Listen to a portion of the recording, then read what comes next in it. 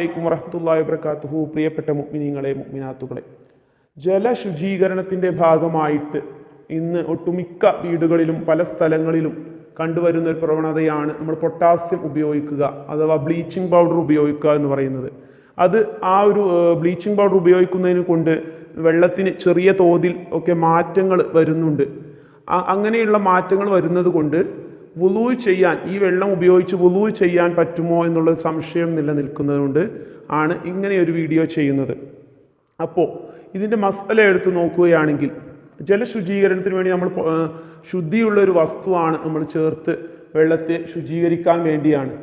എങ്കിൽ കൂടി അതൊരു ശുദ്ധിയുള്ള വസ്തു കൊണ്ട് ഇതുപോലെ തന്നെ ഇങ്ങനെയുള്ള സാധനങ്ങൾ, മറ്റുള്ള എന്തെങ്കിലുമൊക്കെ സാധനങ്ങൾ കൊണ്ട് വെള്ളത്തിന് ചെറിയ തോതിൽ മാറ്റം ഉണ്ടാവുന്നത് കൊണ്ട് കുഴപ്പമില്ല. പക്ഷെ എങ്കിലും ഇങ്ങനെയുള്ള സാധനങ്ങൾ ചേർക്കുന്നത് കൊണ്ട് ആ വെള്ളത്തിന് നമ്മൾ വെള്ളം എന്ന പേര് മാറ്റുന്ന വിധത്തിലുള്ള എന്തെങ്കിലും വസ്തുവാണെങ്കിലും, അത് ശുദ്ധിയുള്ള വസ്തുവാണെങ്കിലും വെള്ളം എന്ന പേര് തന്നെ അത് മാറും. അത് ഉദാഹരണമായിട്ട് പറയുകയാണെങ്കിൽ ആണിപ്പോൾ ഇപ്പോൾ കഞ്ഞിവെള്ളമൊക്കെ പോലെ എന്തെങ്കിലും അതൊരു നമ്മൾ അരി ഇട്ടിട്ടാണ് നമ്മൾ കഞ്ഞിവെള്ളം ആവുന്നത്.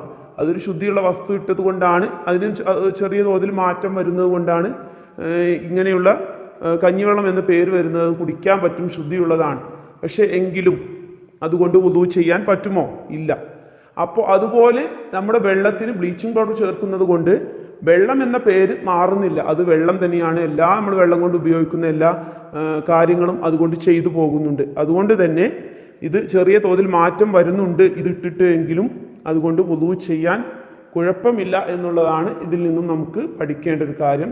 അപ്പോൾ പൊട്ടാസ്യം അഥവാ ബ്ലീച്ചിങ് പൗഡർ വെള്ളത്തിൽ ചേർക്കുന്നത് കൊണ്ട് ആ ഒരു വെള്ളം കൊണ്ട് വുളൂ ചെയ്യുന്നതിൽ കുഴപ്പമില്ല എന്ന് നമുക്ക് പറയാം. അസ്സലാമു അലൈക്കും വറഹ്മത്തുള്ളാഹി വബറകാതുഹു.